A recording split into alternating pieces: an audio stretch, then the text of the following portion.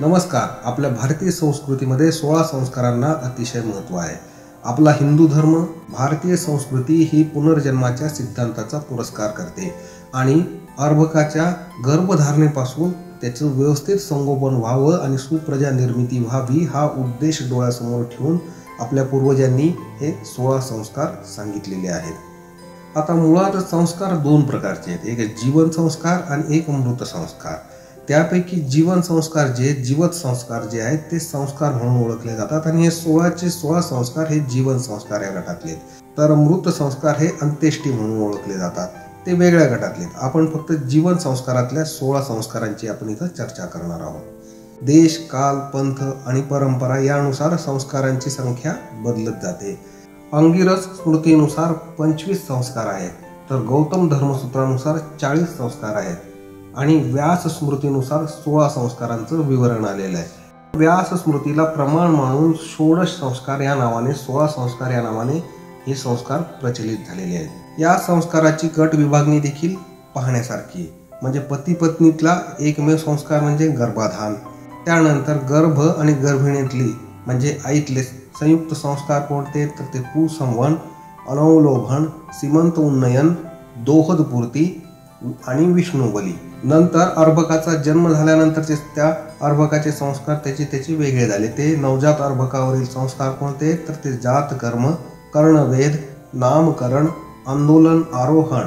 त्यानंतर आंदोलन आरोहण म्हणजे पाळणा झाल्यानंतर शिशु झाला बालक, त्या शिशुवरील संस्कार दुग्धपान, सूर्यावलोकन, निष्क्रमण, कटीसूत्र धारण, भूम्युपवेशन, अन्नप्राशन, वर्धापन, चौल आणि अक्षरारंभ किंवा अक्षराभ्यासम.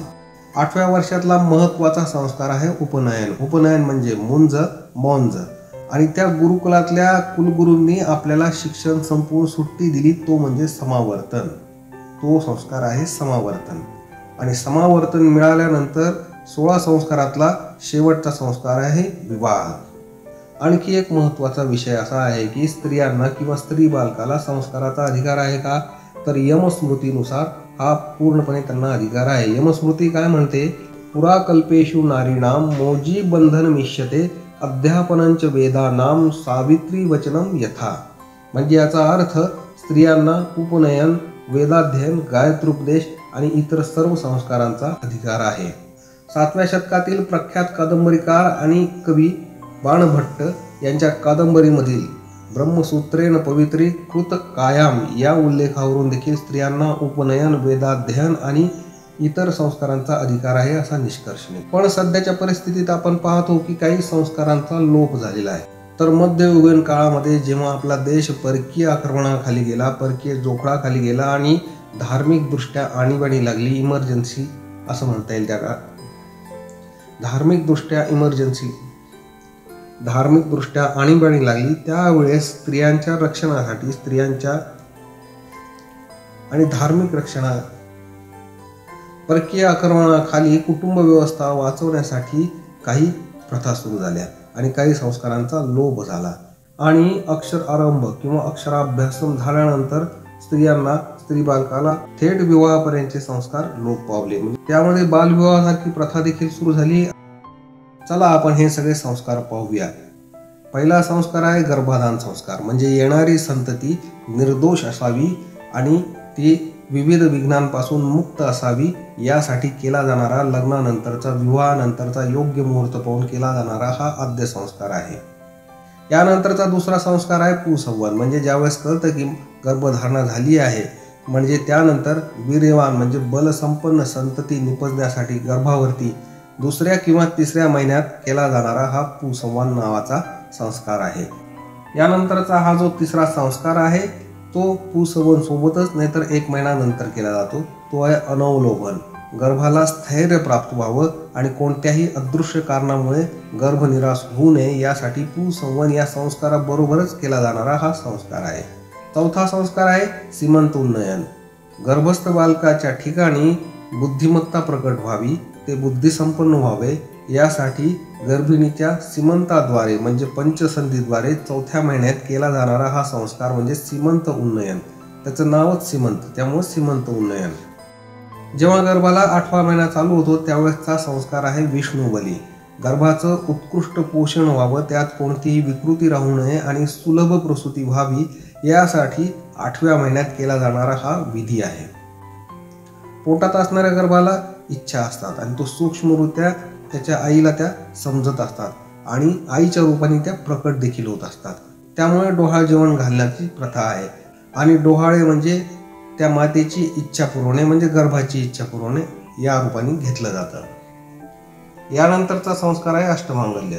गर्भधारणापासून पुढील संस्कार जर आपण विसरूनच गेलो, आपल्याला जमलं नाही, काही कारणाने करता आले नाही, तर सर्व एकत्रित अठंगुळ या नावाने आपण अष्टमांगल्य रूपाने आपण करू शकतो.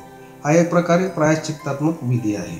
यानंतर अर्भकाचा जन्म झाला आणि आपल्याला संतान वार्ता कळाली, त्यातला हा संस्कार आहे जातकर्म. म्हणजे संतान वार्ता आपल्याला कळाल्यानंतर नाल छेदन करण्यापूर्वी, जनन शौच प्रारंभ होण्यापूर्वी करायचा हा संस्कार आहे. यानंतरचा संस्कार आहे षष्ठी देवी पूजन म्हणजे सटवाई. आपापल्या प्रथेनुसार 5व्या किंवा 6व्या दिवशी रात्रीच्या प्रहरी किंवा सकलारिष्ट शांतीसाठी आपण हा विधी करीत असतो. यामध्ये विघ्नेश गणपती, जन्मदा षष्ठी देवी, जीवंतिका आणि शस्त्रगर्भा या देवतांचं आव्हानपूर्वक पूजन करून सुवर्ण प्रतिमेचे सूत्रबंधन करण्याचा विधीचा यात समावेश होत असतो. यानंतरचा संस्कार आहे कर्णभेद. कर्णभेद हा हिंदू धर्मियांचा एक महत्त्वाचा असा संस्कार आहे. हे हिंदू धर्मियांचं ठळक असं लक्षण आहे, त्यामुळे त्या अनुषंगाने करायचा हा संस्कार आहे. हा संस्कार सामान्यतः जन्मानंतर 12व्या दिवशी करायचा आहे. यानंतरचा संस्कार आहे नामकरण म्हणजे बारसे. बालकाचं नाव ठेवण्याचा हा संस्कार आहे. हा संस्कार मुलाच्या जन्मानंतर 12व्या दिवशी आणि मुलीच्या जन्मानंतर 12 ते 13 असे 2 दिवस म्हणजे 1 दिवसाची अतिरिक्त सूट दिलेली आहे. यानंतरचा संस्कार आहे आंदोलन आरोहण म्हणजे पाळणा. याचा अर्थ असा आहे बालकाला पाळण्यात ठेवण्याचा संस्कार. यानंतरचा संस्कार आहे दुग्धप्राशन म्हणजे बालकाला गाईचे दूध पहिल्यांदाच पाजण्याचा संस्कार. सूर्यावलोकन बालकाची आकलन शक्ती वृद्धिंगत व्हावी, वाढावी यासाठी त्याला सूर्य, अग्नी, चंद्र, गाय अशा पवित्र गोष्टींचं 3ऱ्या महिन्यात दर्शन करावायचा हा संस्कार आहे. यानंतरचा संस्कार आहे निष्क्रमण म्हणजे बालकाची शारीरिक, मानसिक, बौद्धिक वाढ जशी जशी होत जाईल तसं तसं त्याला वातावरणाबाहेरील आकर्षण वाढायला लागतं. बुद्धिमत्तेसाठी त्याला ते आवश्यक देखील असतं. यासाठी 8ही दिशांचं त्याला ज्ञान व्हावं, 8ही दिशांना असणाऱ्या लोकपालांचं व इतर देवतांचं पूजन करून त्यांच्या अनुज्ञेने, परवानगीने त्या बालकाला प्रथमच घराबाहेर नेऊन एखाद्या मंदिरामध्ये देवता दर्शन करवण्याचा हा संस्कार आहे. यानंतरचा संस्कार आहे कटीसूत्र धारण आणि भूम्युपवेशन. कटीसूत्र धारण म्हणजे बालकाला कटीदोर बांधण्याचा आणि पृथ्वी आणि वराह यांची पूजा करून बालकाला जमिनीवर बसते करण्याचा 5व्या महिन्यातला संस्कार आहे. म्हणजे आतापर्यंत बालक जे बसत नव्हतं त्याला बसते करण्याचा हा विधी आहे. यानंतरचा जो विधी आहे तो अन्नप्राशन, उष्टावण सुद्धा याला म्हणतात. बालकाला रुची परिचय होऊन त्याची पचनशक्ती वाढावी यास्तव त्याला दात उगवल्यानंतर करण्याचा हा संस्कार आहे. याला अन्नप्राशन असं म्हणतात. आणि अन्नप्राशन या संस्कारानंतर पुढचा जो संस्कार आहे तो प्रथम केशखंडन म्हणजे जावळे बालकाला आरोग्य प्राप्ती व्हावी म्हणून त्याची टाळू भरत आल्यानंतर केला जाणारा विधी आहे. आणि जावळं मुलीचे देखील आणि मुलाचे देखील करता येतात.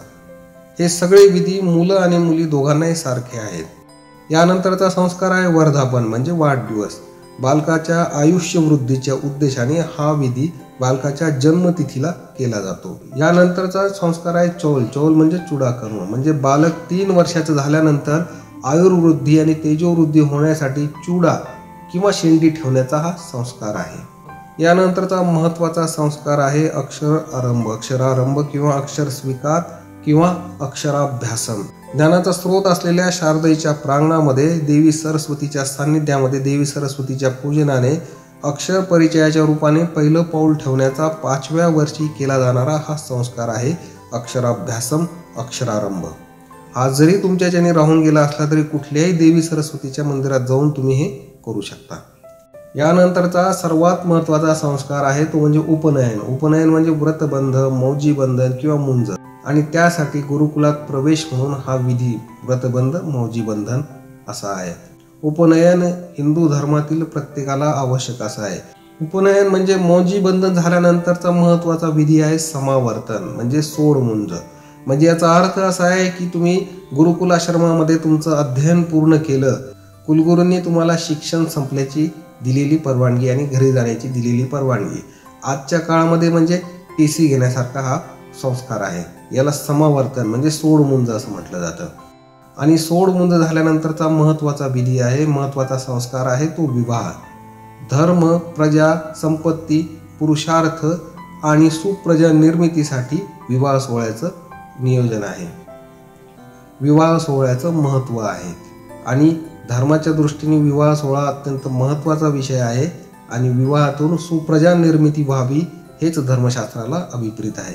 आणि विवाहानंतर पुन्हा एकदा हे संस्कार पुन्हा रिपीट होत जातात.